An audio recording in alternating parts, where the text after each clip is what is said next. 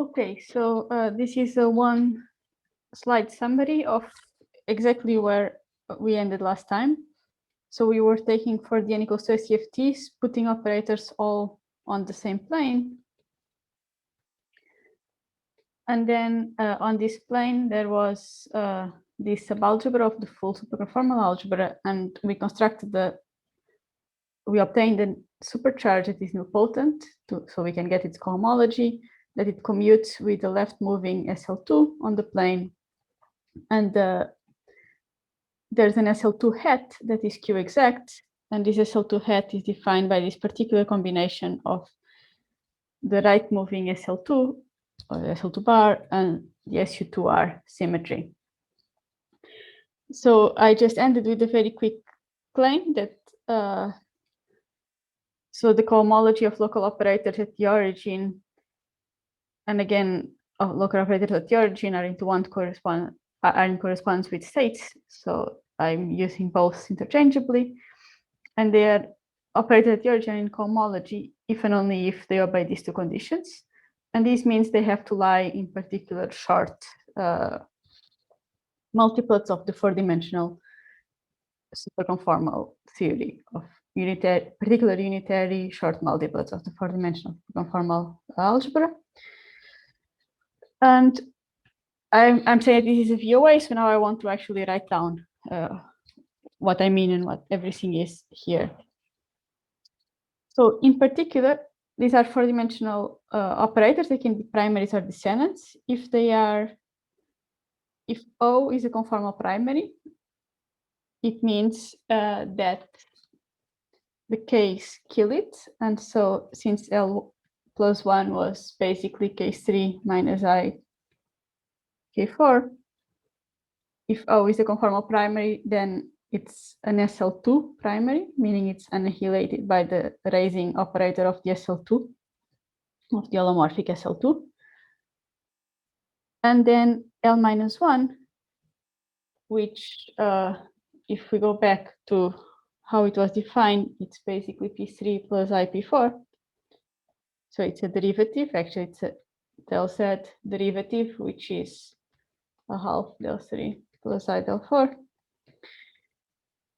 Since this SL2 commutes with the supercharge, it means that this guy is in cohomology. So a conformal primary is in cohomology, and all its Z derivatives that I will now abbreviate without the index because there's only Z what I passed to the cohomology.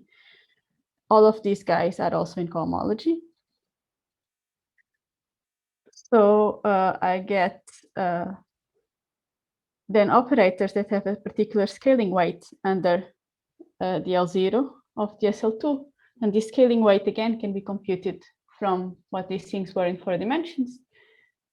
And it just becomes R plus J bar. And let me put here a D to remind that I'm using Dinkin labels to denote the representation.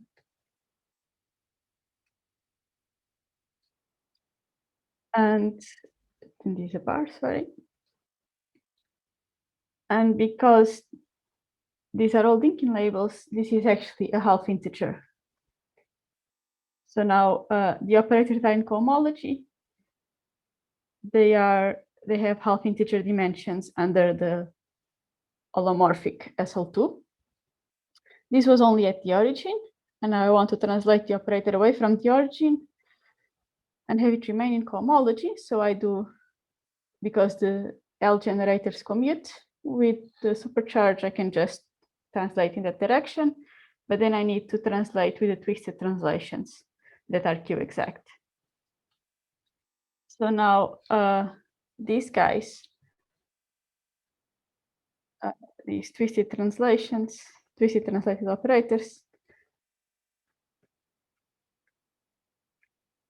are in cohomology.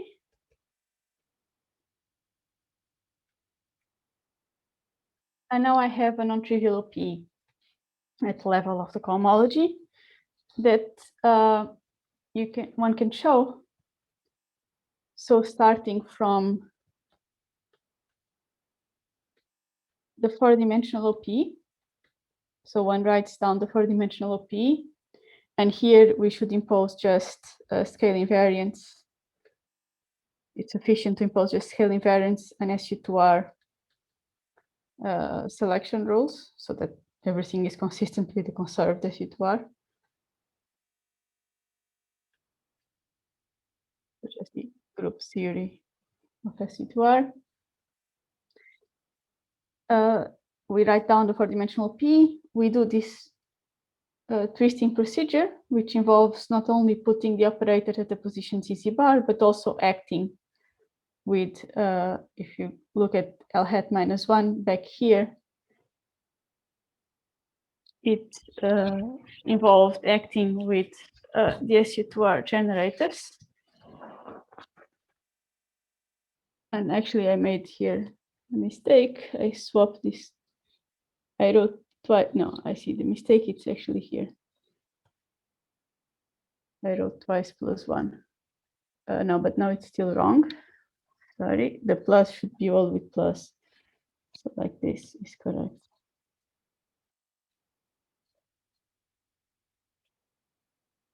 So being obsessive. Okay, so then translating by L hat -1 involves acting with the lowering generator of SU2R. So once we do this exercise, we find that the OP actually becomes meromorphic. So you find that only Z survives. And these H's are exactly the H's I defined earlier. They're related to the four-dimensional quantum numbers of the operator. And then other Schur operators. And of course, these at the level of the cohomology, because I'm passing to the cohomology. So of course, the OP is not this, but everything that is not of this type is Q exact. So in the end, I get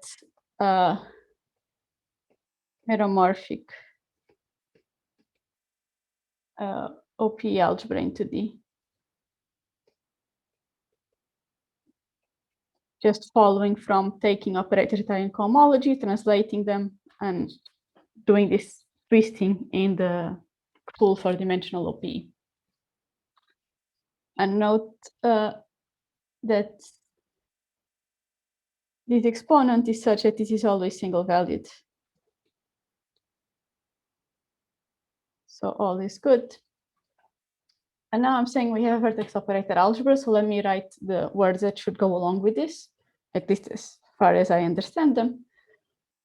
So I have a half Z graded vector space.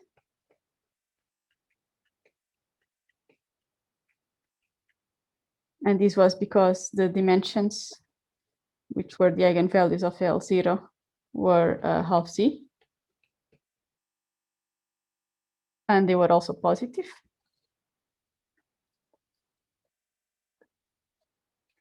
So I have this half Z graded vector space that is the vector space of operators at the origin.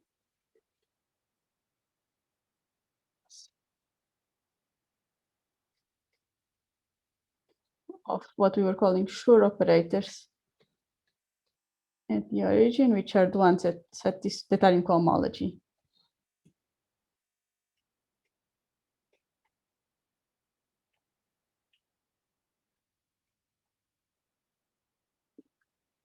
And trivially, one of the operators that belongs here is the identity.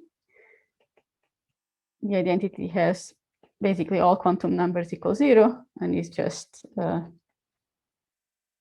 in cohomology. So there is a vacuum state. And now I can define this Y map. And for the vacuum state, it's just 1. And this Y is a map from the vector space to endomorphisms of the vector space with a formal power series in Z and 1 over Z. So this is, I think this is what is usually called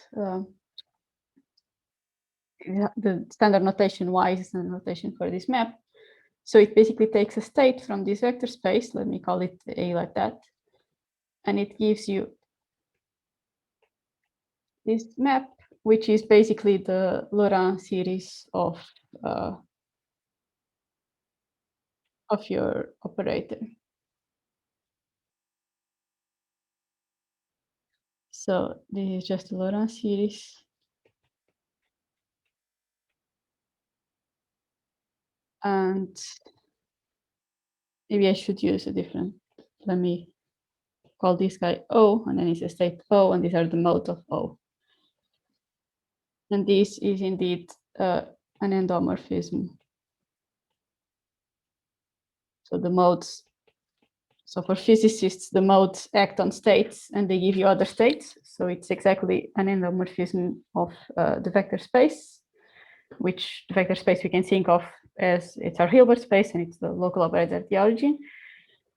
And then we have a Laurent series, which is the usual mode expansion we are familiar with in two-dimensional chiral algebras of our operators, and here n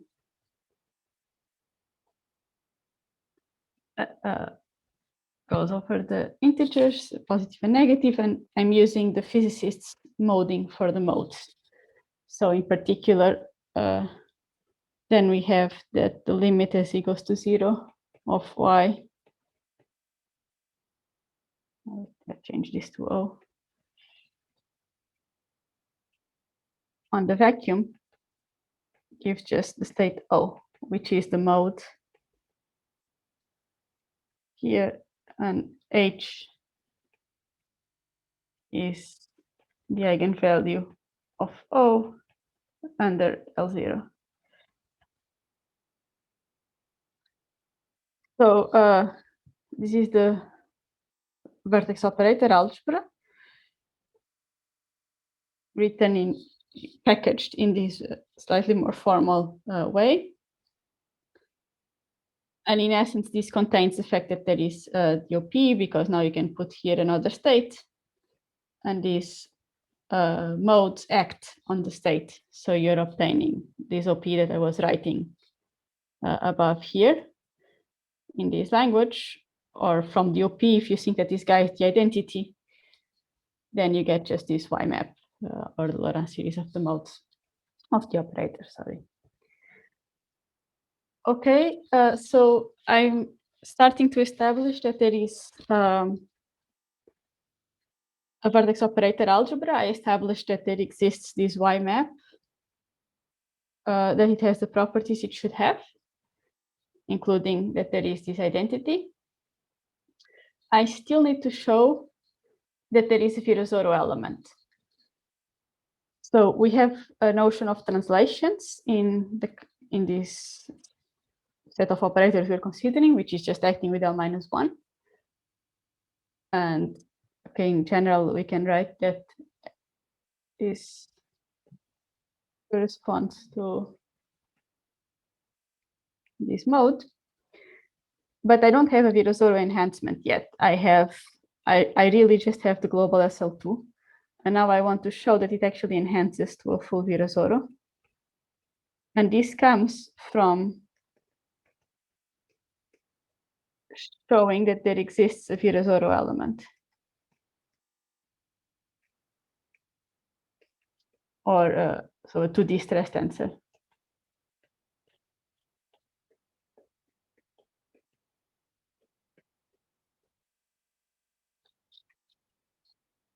So now let me show this Virasoro enhancement.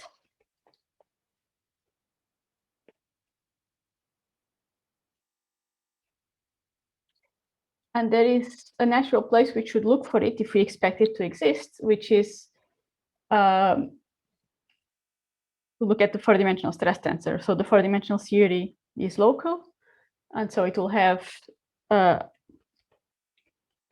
local stress tensor. So it has a T mu nu in 4 dimensions. Let me put the 4D here to avoid confusion. But this is a dimension 4 spin 2 operator. It's not the two-dimensional stress tensor, and indeed, it's not even if you look back at the conditions I gave for operators to be in cohomology, this guy that is a singlet under everything else is not in cohomology.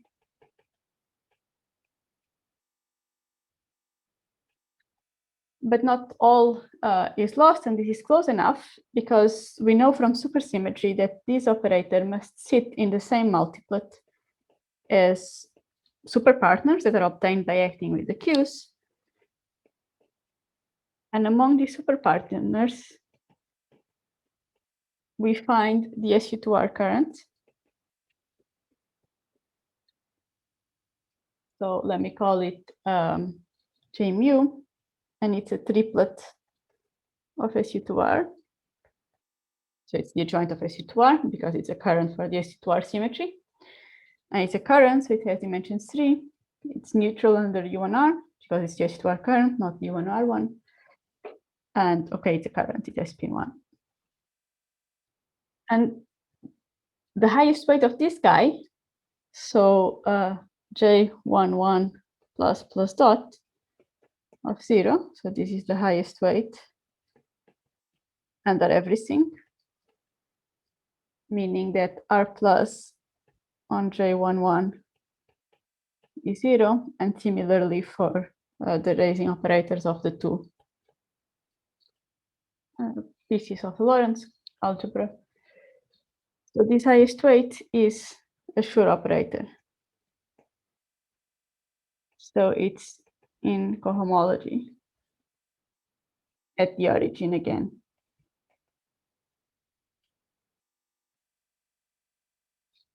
And now if I translate it away from the origin, I can define, and I'm already anticipating and calling it T, but I can define the twisted translated version of this guy to remain in cohomology, and just following the definition of the twisted translations, we obtain explicitly that this guy is the highest weight at the generic position, but then we need to add, remember this twisted translation involved acting with the lowering operator of SU2R.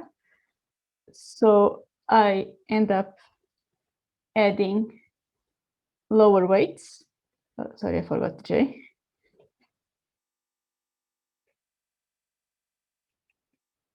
So this is R minus on J11 is J12 at point TC bar.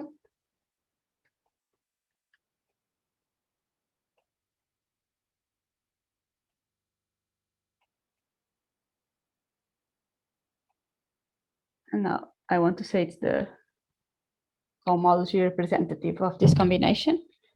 And here, so let me just write L hat minus one more time, perhaps, to make clear what is happening. So that's the zeta that is appearing here, and it's looking rather ugly. So this is meant to be the zeta. That doesn't matter. It's an arbitrary phase. It will drop out in everything. But then there's the lowering operator of SU2R. And when I was twisted translating, I was multiplying by z bar L hat minus 1. And this explains why there are powers of z bar associated with acting with the lowering operator once. So then the conclusion of everything we've done in cohomology is that this guy remains in cohomology, and its OP should be metamorphic, should be really just a function of z with some singularities that follow from the four-dimensional singularity of the OP. The normalizations might need to be worked out, so let me put here a normalization because I want the two-dimensional stress tensor to be canonically normalized, and it's not obvious it comes out canonically normalized the way I've defined it, so there's some ambiguity here. But now I can work out the OP between these two guys, following just from the OP of the SU2R current in 4 dimensions, which is completely known. From 4D.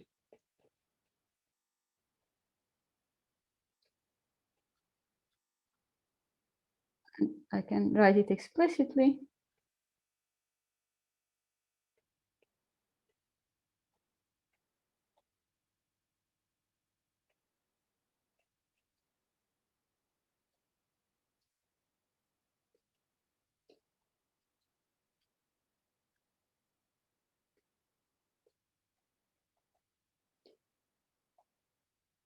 And of course, there would have been here plus Q exact terms, but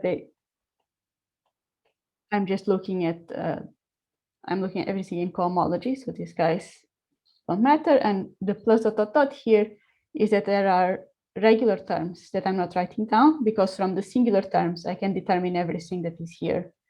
That's the whole beauty of meromorphic CFTs, that we just need to know the singular bits to determine everything that comes into dot dot dot. But of course, this doesn't end here, and these guys are there.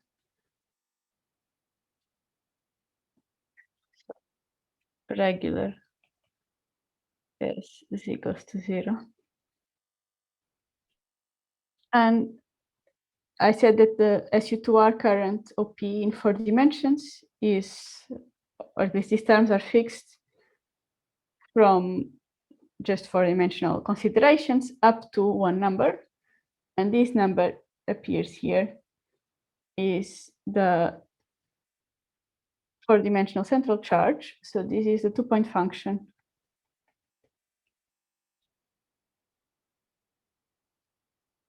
of the 4-dimensional stress tensor. So the 4-dimensional stress tensor, let me put 4D, has a 2-point function that is fixed up to a number that is called the 4-dimensional C central charge. And then there's, of course, some kinematic structure that I'm not writing. And this is also called the C anomaly coefficient, because it's related to the trace anomaly of when you compute the 1-point function of the trace of the stress tensor in a curved manifold. This is C4D is a term that comes with the wild tensor squared. So it's the C anomaly. It's not the one that is monotonic under the RG flow, that's DA, but this is the one we get. DA makes a more intricate appearance in chiral algebra. The one that comes directly is just C. So now I get something that looks like it has the structure of a 2-dimensional OP between two stress tensors of, so now these are H equals 2 operators. It looks like this 2-dimensional stress tensor OP, provided I normalize things a bit properly to get rid of all these factors. So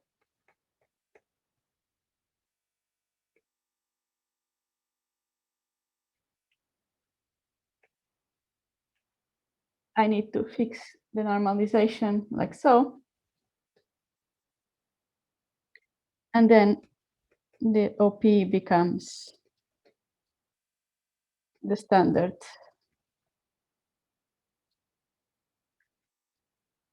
OP into of chiral stress tensor, the holomorphic stress tensor. And I discovered here, so I defined a C2D, and it comes out to be minus 12 C4D. So this is what featured already in Dan's talk a little bit ago. So I hadn't yet introduced it, but the presence of a 4-dimensional stress tensor, which must come accompanied by the 4-dimensional C2R current, since we have supersymmetry, just the presence of this guy is enough to guarantee that the 2-dimensional VOA has a 2-dimensional, as a something that looks like the stress tensor. It has a H equals 2 operator that has the canonical Virasoro stress tensor OP. So we could the modes of T obey the Virasoro algebra.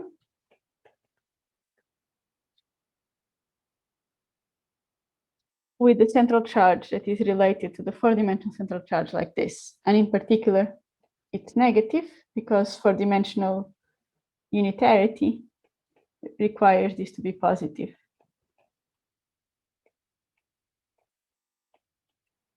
So I started with a unitary 4-dimensional theory, and I ended up with a non-unitary 2-dimensional Virasoro algebra.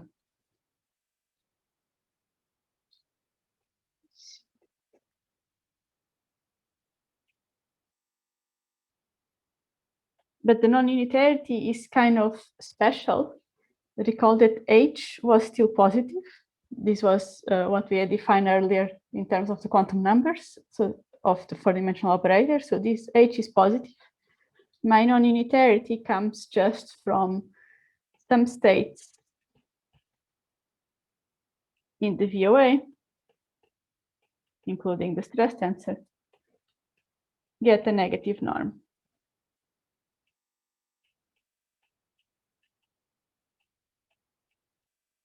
And this is correlated to the representation in which these operators sit. So if we know a particular multiplet, superconformal multiplet in 4D, in 4 dimensions, of course, it has positive norm. Once I pass to this cohomology, the operators, the states I will get in my VOA, some will have negative norm, some will have positive norm, depending on the type of representation they sit in. And this is one example of a negative norm appearing. Okay, so this is almost it. I've almost shown that we have a Virasoro enhancement. So what I've shown is that there exists a Virasoro element, there exists a stress tensor, its mode expansion, its Laurent series. Again, I use the physicist's modes, is like this, but I should remind that this is the expansion of the stress tensor.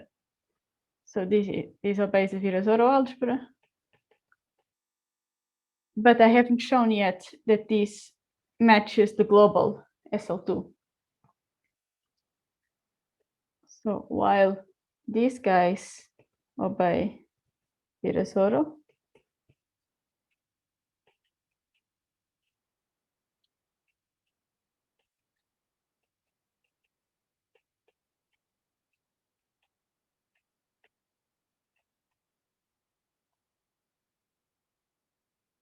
with the central extension that's determined from here in 4D,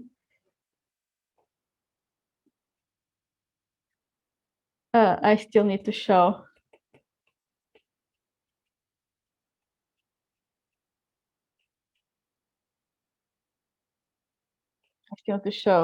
that LT plus or minus 1 and 0 act geometrically.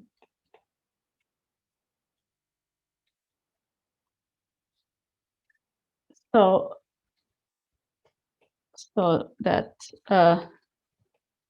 L0 plus or minus 1 is equal to LT0 plus or minus 1. So what I need to show is that it has the right, it acts to give the right weight to operators, and this should follow from the fact that operators transform in non-trivial representations of SU2R, and these representations are correlated to their holomorphic dimension, and that L minus 1 acts with derivatives as a derivative. So this actually has not been completely established rigorously. So it was shown for scalars, and it's true in all examples, and presumably it follows from supersymmetric order identities, but as far as I know, it hasn't been rigorously proven. But we believe it to be true. We can check it in all examples we have, and for scalars, it does work out. So modulo this, we have a Virasoro enhancement.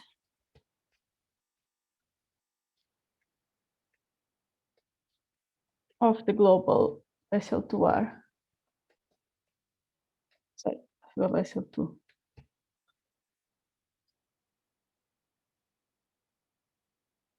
So I don't see questions in the chat, so I guess I will proceed. So this was the last step in establishing that we have a VOA. So there's a Virasoro element now. I've constructed it. And now I can go through what properties these VOAs should obey. So I have for dn equals to SCFT. That gives me some VOA, and now I have that conformal primaries that are sure operators. So this is a subsector I have to look at. I don't know anything about operators outside of this subsector. Will give rise to SL2 primaries, or what is sometimes called quasi-primaries in the 2D literature. So this means that if they're conformal primaries, it follows immediately that L plus 1 kills them. But L plus n, with n bigger than 1, does not necessarily kill. So not necessarily Virasoro primaries. And of course, formal descendants in 4D will map to L minus 1 on something. So they map to SL2 descendants into D. And the Virasoro is there. So even though four-dimensional operators become organized in conformal primaries of 4D, which only translate into SL2 families into D, the Virasoro structure is there. It's just a bit of a weird thing to impose in 4D. So Virasoro is there, which means that if I have a sure operator O,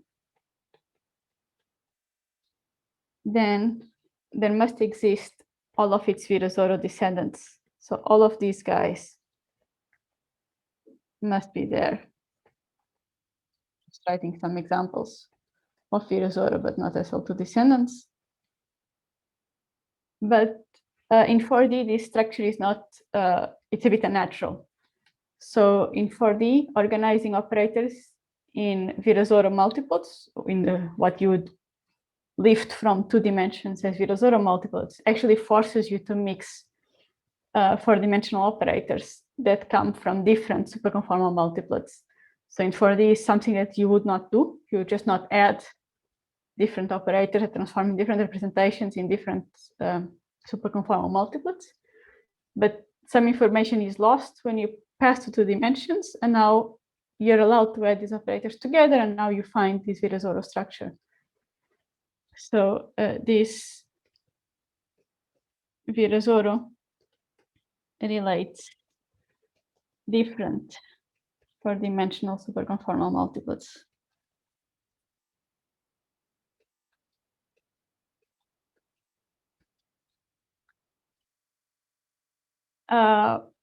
And a related fact is, I was saying some information is lost, and in particular from the construction, from the way we twisted translated, it's clear that the SU2R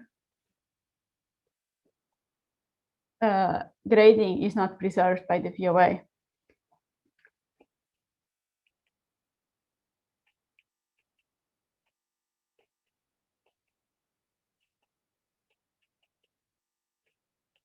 So the OP violates our charge conservation. And it means that if you're given a 2-dimensional operator, it's the ambiguities. It's not always clear where it came from in 4 dimensions. Another important property that was already, I briefly mentioned it in the very beginning, is that the VOA is independent of exactly marginal deformations.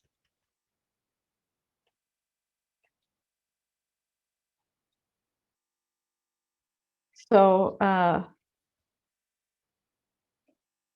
it won't see any couplings.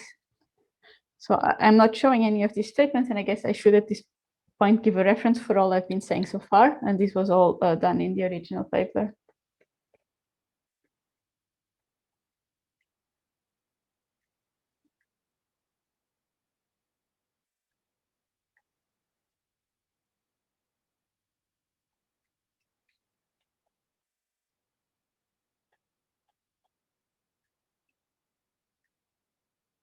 And then the final property of this map I want to state is something that Dan already said in his talk, that if your four-dimensional theory has a flavor symmetry, which is a symmetry that commutes with the superconformal algebra, then there exists a flavor current, a conserved flavor current.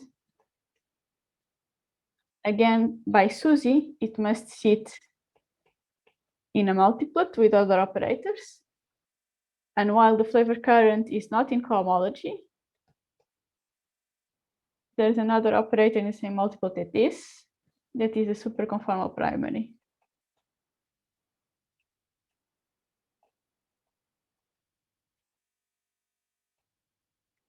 So this is delta equals 2, dimension 2, triplet of SU2R.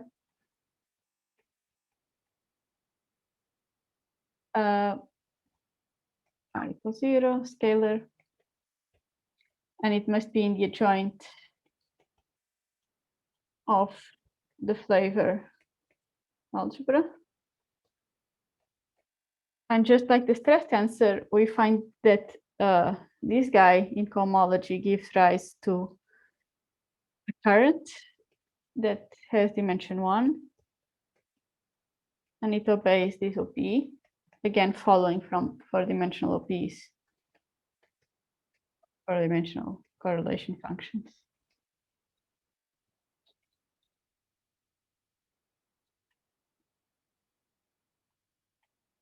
And again, this two-dimensional, the two-point function in 2 dimensions of the two currents, and these are in 2 dimensions, they became affine Kac-Moody currents. Kac-Moody current algebra. And the two-point function, the level of the current algebra in 2 dimensions, is related to the four-dimensional level, which is nothing more than the two-point function of the 4D SU2R current.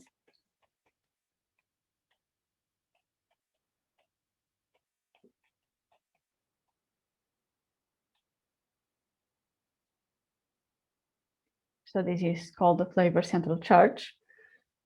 And again, there's a minus sign. And I think my conventions and Dan's for the lengths of the roots of the algebra are different, which account for this factor of 2 that he didn't have. Okay, and similarly, there are other operators that make it to the cohomology that are you might care about. Then mention the Higgs branch operators. Also, if the theory has more supersymmetry than n equals 2, some of the extra supercharges will commute with the supercharge I'm computing the cohomology of, and so the resulting VOA will be supersymmetric. And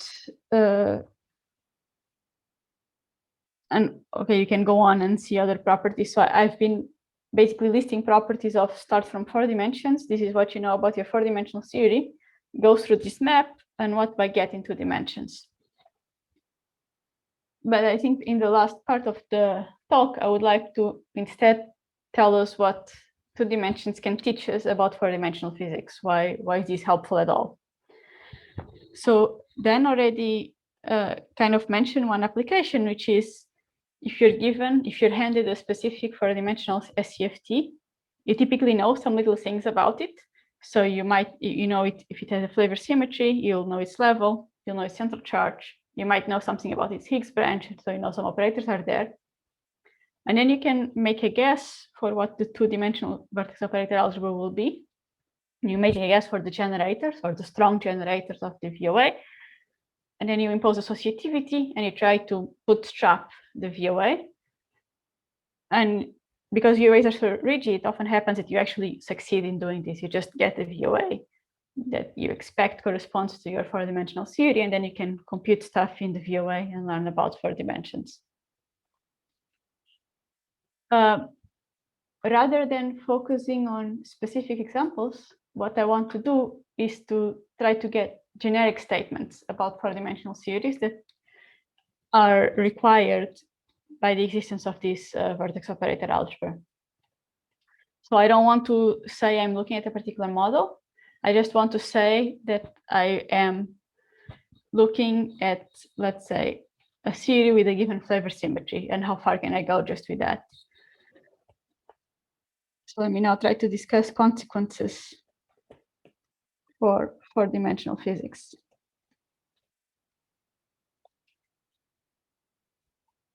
So assume for dn equals to a CFT with a given central charge. And let me assume also it has a flavor symmetry.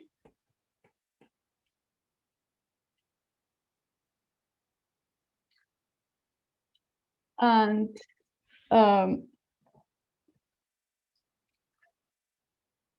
this alone tells me that, let me call it GF. This alone tells me that there is a stress tensor into D that I just wrote UP earlier, so I won't. And again, with C to D is minus 12 C4D, so the stress tensor has negative norm. And then there is the AKM current that comes from the flavor symmetry. So again, I know these two OPs. And while this first statement, so I fix this OP, and I'm writing this one out explicitly. The singular pieces, I fixed them from what I knew about four dimensions. But the VOA tells me more, because I now can compute this. So the VOA now tells me stuff like, there must exist an operator that corresponds to the normal ordered product of J. Okay, right.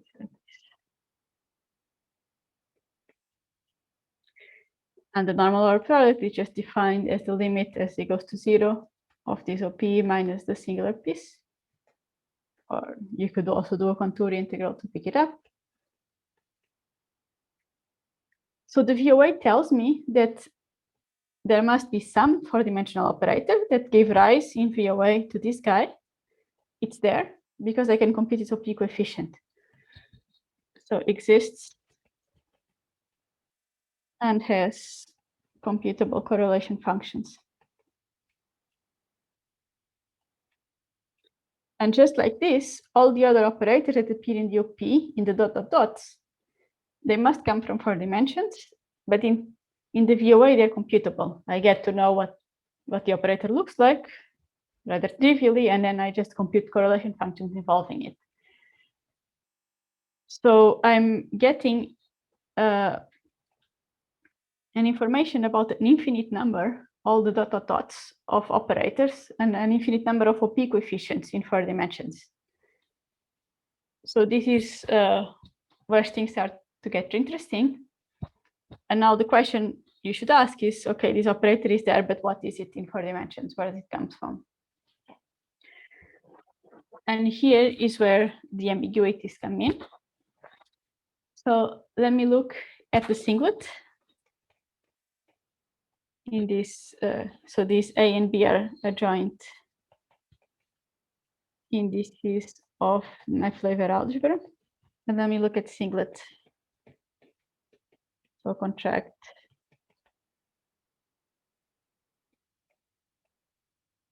With delta B. This is typically called the Sugawara of the VOA. So it's just this.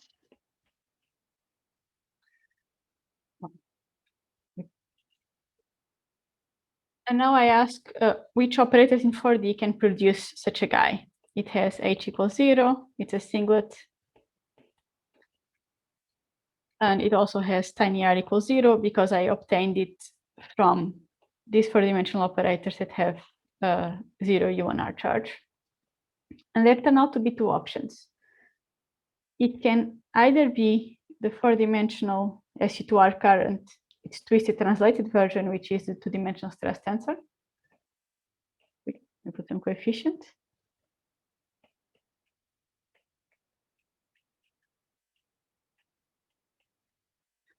Or it can be a different operator in 4 dimensions. That's one of the Higgs branch operators that Dan was talking about. It's another particular type of multiplet in 4 dimensions that is called the Higgs branch. In 4 dimensions, these are two very different superconformal multiplets, both short and both make it to the cohomology. And in cohomology, they look identical. You cannot really distinguish them. In 4 dimensions, they are distinguished by which representation of SU2R they transform.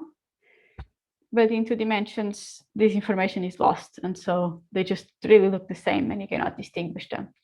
So while I learned something, I learned that this particular combination exists. I still need to work harder to disentangle them.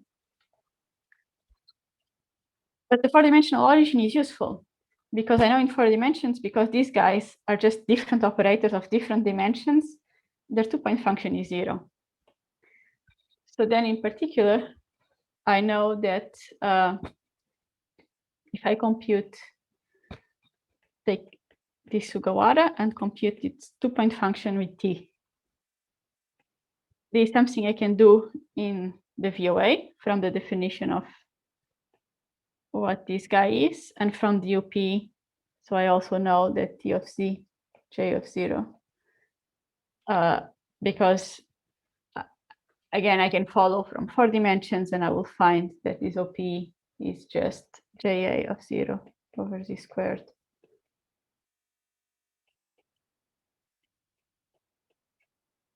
So this again came from 4-dimensional input. So this I can compute. And I can also compute from the other side. So from here. And from here, I know that because T and B are different 4-dimensional operators, only T has a non-zero 2-point function.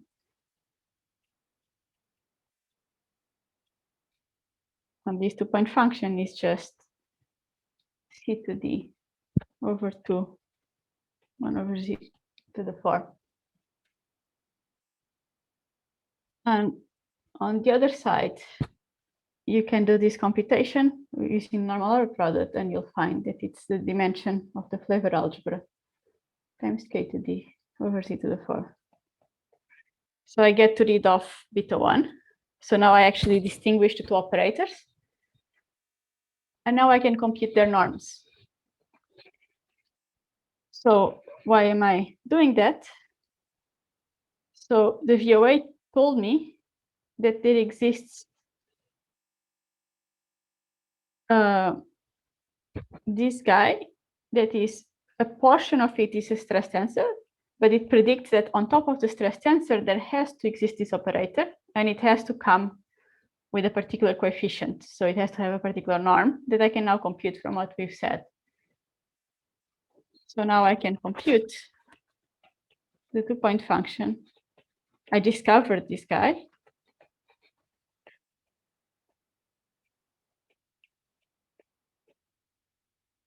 Simply because the stress tensor is not enough to account these two sides, these two things are not equal. So the stress tensor is not enough to account for everything here.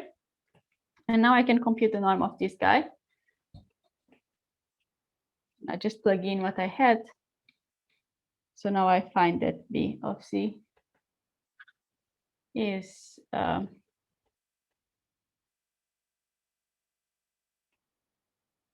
I'll see basically what's the leftover stuff after I subtract the stress tensor. And so I use again the fact that these guys are orthogonal because they're different 4-dimensional multiplets. And then all I have to compute is basically this.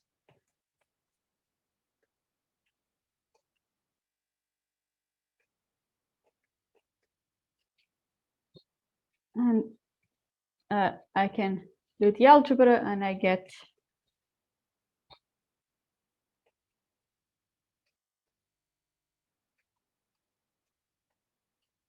there's some group theory structure that comes when I start computing these correlators.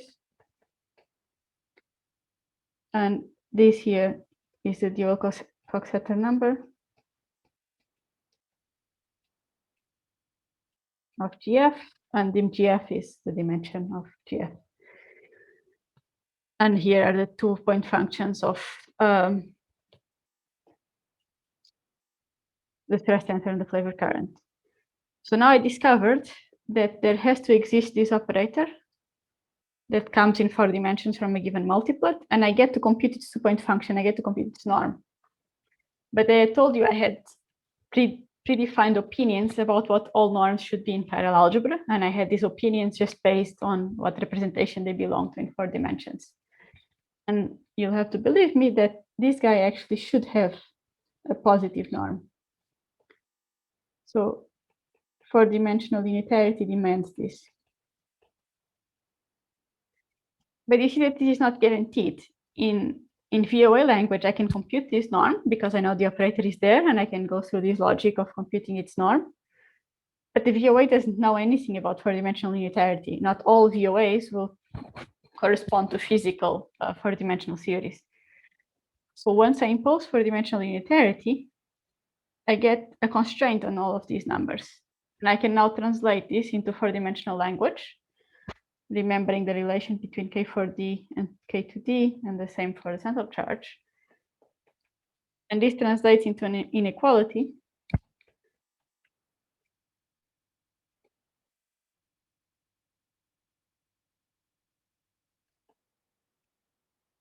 that now is written purely in terms of 4-dimensional language. So I'm saying that if you have a theory with a given flavor symmetry, the central charge and the flavor central charge must obey this inequality, where this is the dual cosecant number of the flavor symmetry.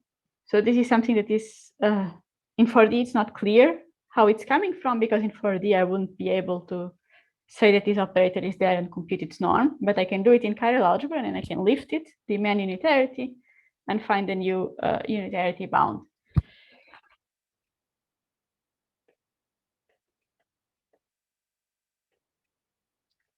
And you can do this more generally. You can start looking at other representations. I had looked at the singlet, but you can look at other representations. You can start to try to lifting ambiguities. So you can look at the OP of T with T and J with J. And now you start seeing which operators appear here and here. And there are degeneracies, so there are different operators that appear in both and some that don't. So you can start to build. So from 2D, you build different 4-dimensional multiplets.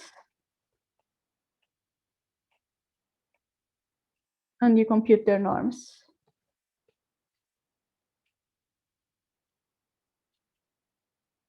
Just like in this simple example. And then you demand that the norms have the right sign.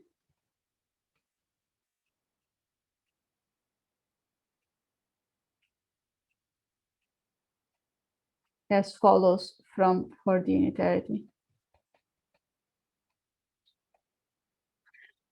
And so you can get a sequence of unitarity bounds, of different unitarity bounds that exclude various things. So let me draw an example.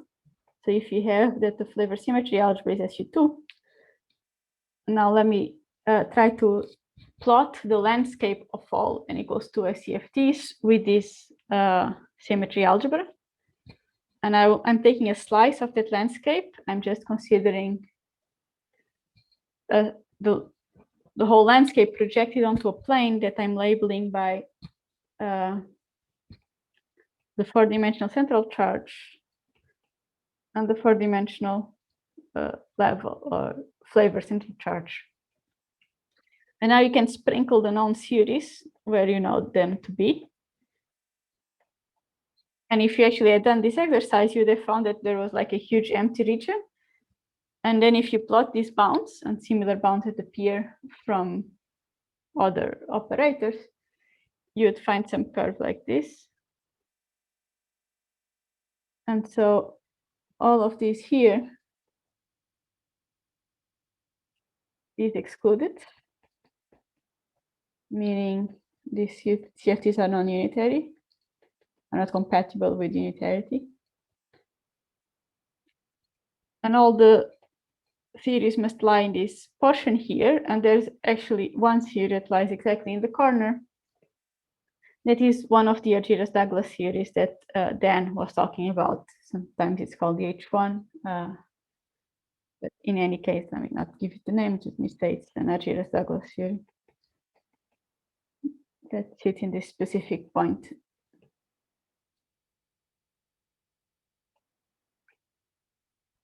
Okay, so you can get, you can start to chart out or to carve out regions of series space where no consistent series can live, just from these analytical bounds that you get from VOAs.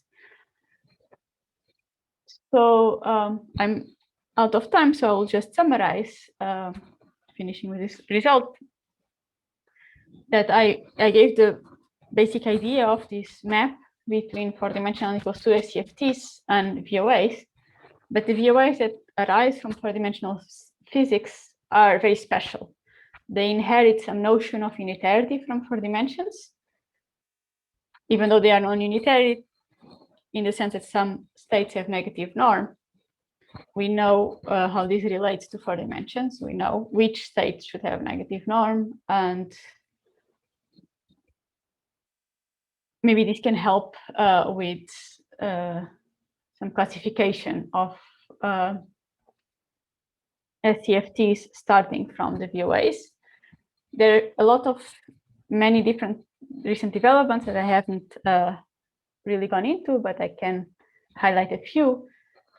So I mentioned in passing that Higgs branch operators make it to the VOA. So then there's the natural question that Dan also referred in his talk of how do you recover the Higgs branch from the VOA? And people have been studying this. I can provide references if people want.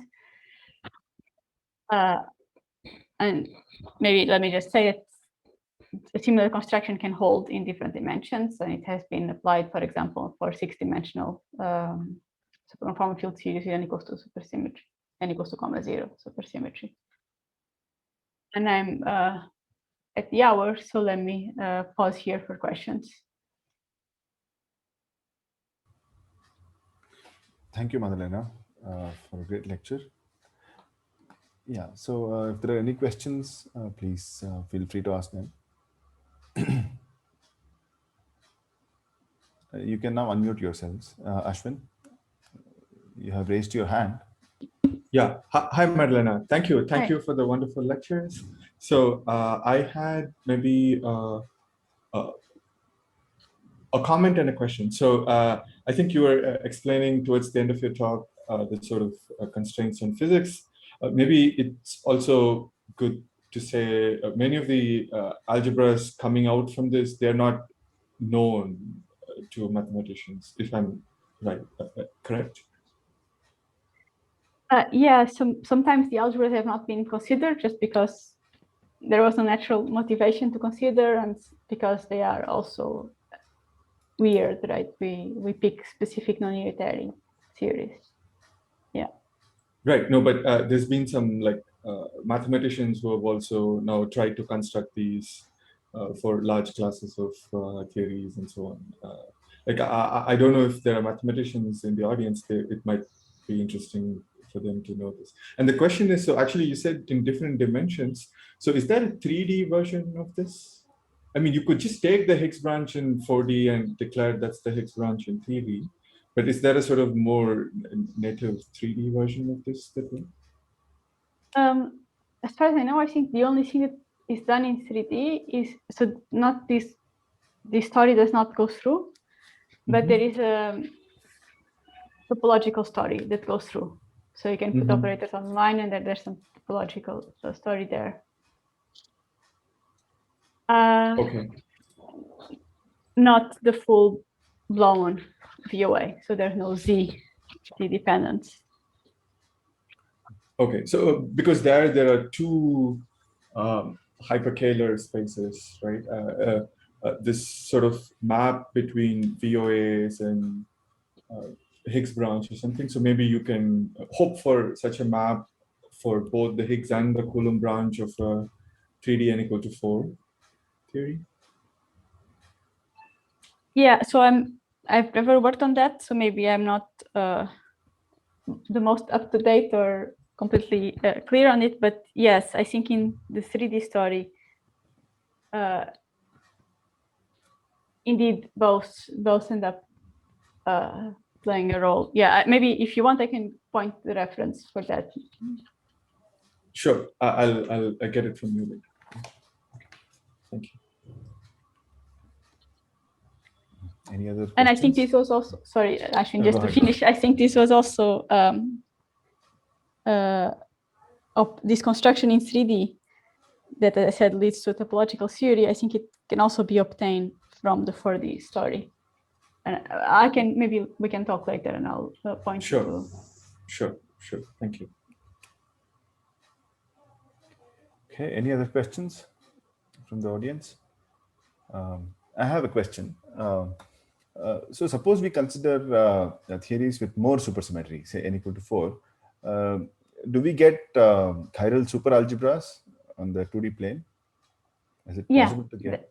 That's a great question, and indeed you do. So if you consider n equals 3 supersymmetry, then actually 2 supercharges commute with our supercharge, and so you get n equals 2 supersymmetry in the VOA.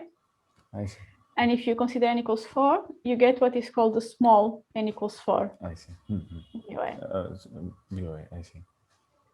And there are similar bounds. Actually, it was shown that interacting. So one thing I didn't mention in these bounds is that at some point I needed to impose that the theory is interacting. So you can find free series that violate these bounds, but interacting series have to be above it. And it was shown by Beam, Rastelli, and Van Res that if you have n equals 4, then this is the true bound for interacting series again.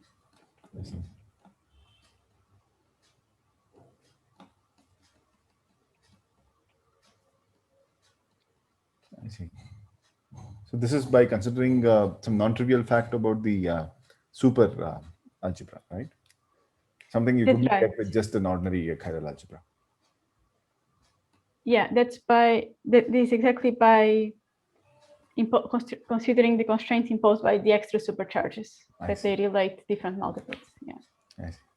Okay. The easiest way to get these bounds is always by looking at 4-point functions and decomposing them in blocks. And then you know that these blocks should be positive, and here they decompose in super blocks, and then they should be positive. I see. Okay. Very interesting. Thanks. A funny thing is that the analogous bound, if you try to do it for n equals 3 series, it's again a equals c in n equals 2 and 4. That's why I wrote it like this. And the bound is then 13/24, I believe. I see. It's a strict inequality. We can show that there's something sick about the theory that saturates the bound.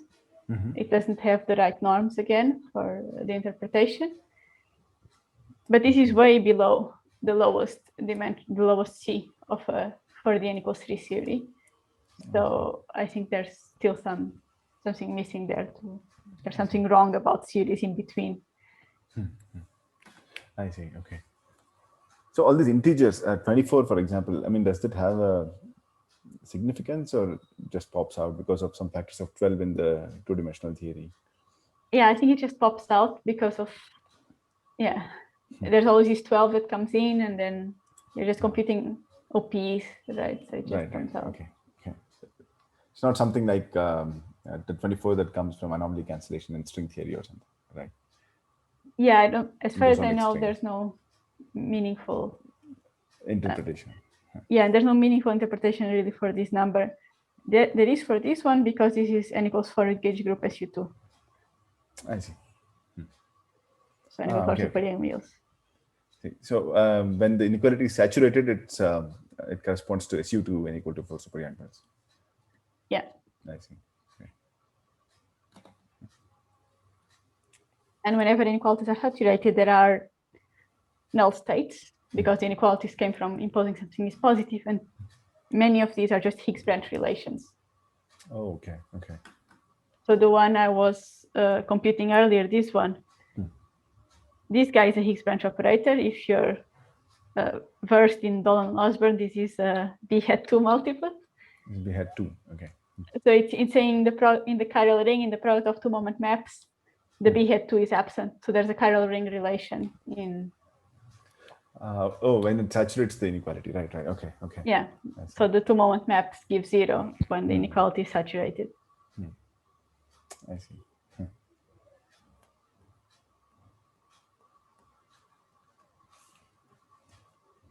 So are all these details in the notes that you have shared? That is the written up lecture notes. That's on archive.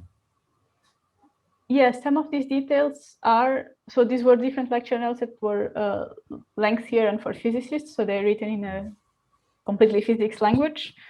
And some details are there, and the references for everything for all. In the Outlook, I listed what people have been working on that I'm not part of, but I just wanted to list everything that people have done in recent years. Well, not everything, but as far as I could, realistically. So you can find references there, yes. Okay, great.